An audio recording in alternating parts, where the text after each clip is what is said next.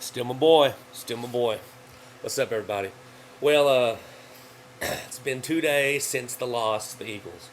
And as you can tell, all us Cowboys fans, especially Sunday, we're down. Out of it, man. Um, but after 2 days, think about it. You know what? We're not done, guys. We're okay. We're 12-2. We're all right. This video is, I guess, kind of inspired by what Shango's video was, his last one. Just talking about, how much these guys really mean to us. Tony Romo, Jason Witten, even T.O., Marion Barber, Julius Jones, all these guys. Um, you know, Especially Romo. This is mostly about Tony. As I've said before, I'm a huge Tony fan, um, which is kind of weird because I usually don't gravitate towards the quarterback for my team. I'm usually more for the big guys, for the linemen. Jason Witten's one of my favorite players. Demarcus Ware, the big boys and stuff.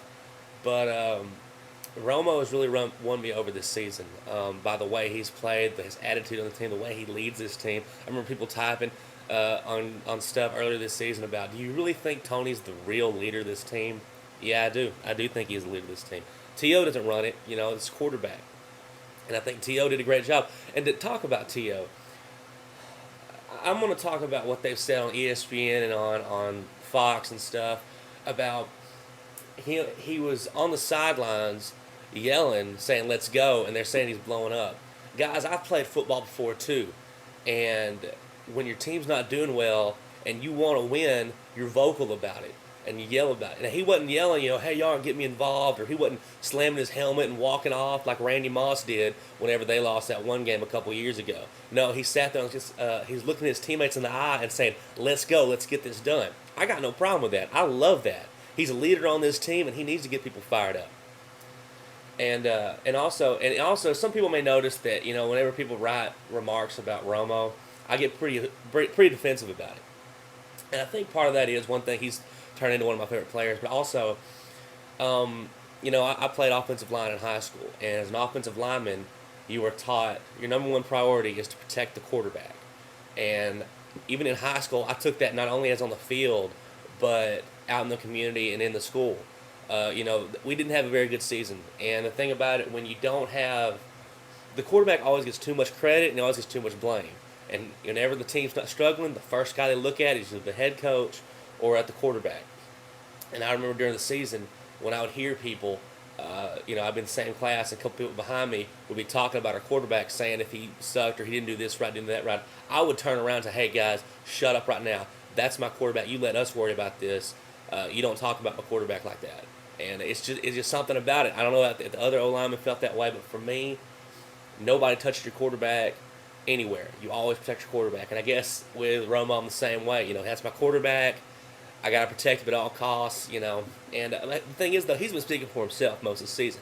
He had a terrible game. And I think someone left a comment on my channel page about to tell everybody to not stop talking about Jessica Simpson. Look, guys, personally, I don't know if that had an effect on the game, because the thing is, the guy's going to have relationships. He's got another life. He needs to keep his mind on the game, no doubt. And his mind wasn't in it. But as Shango said, I liked his press conference because I looked at him, and he didn't look like he was a guy who just given up. He looked like a guy who was pissed and knew that he had screwed up and ready to get it on track. And I look for this. I'm not going to talk about the Carolina game too much in this video, but I just see that I really think he's going to come out blazing against Carolina.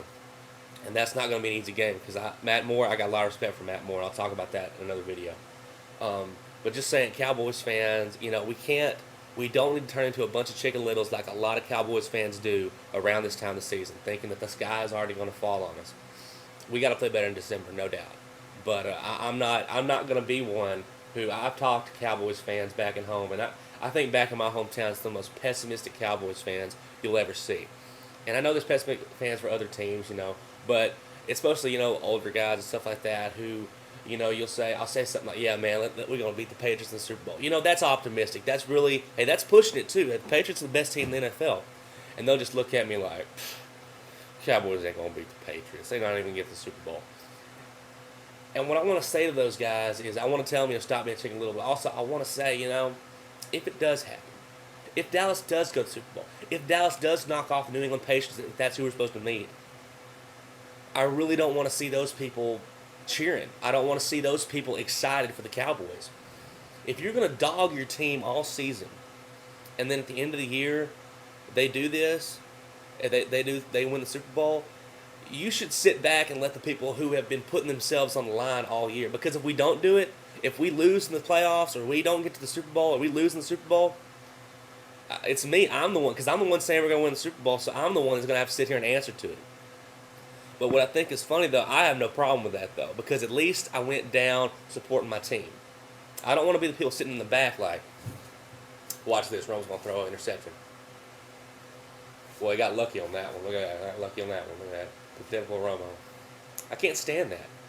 So, and they're almost like, and it's almost like it's a safety net for them, because if they're wrong, well, hey, they're a Cowboys fan, so they get it right. But and so they're happy for that team. But if the Cowboys lose, they can always say, "Told you the Cowboys were going to do that." I can't stand that. I can't. It's copping out on your own team. So Cowboys fans, it's 2 days after. Congratulations to the Eagles again. But you know what? We're the ones going to the playoffs. Let's do this. Let's keep supporting our team. Got our heads up. I can't wait for Saturday, baby. Get back on the right track.